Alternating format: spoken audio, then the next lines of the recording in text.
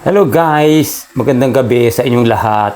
Ito, magkakape tayo, tapos magbabasa tayo ng libro habang nagkakape kasi para ma-relax tayo ng konti. So ito, papakita ko sa inyo yung librong babasahin ko. Ayan, baliktad nga lang, You Can Be Rich. Yon, tapos ito yung kape natin. Yun guys, hindi natin sarap. So, yun lang guys.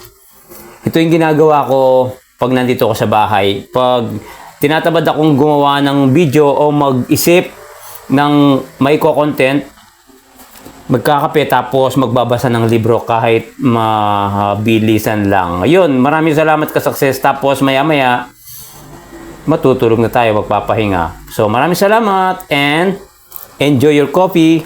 Bye-bye and God bless po. Thank you.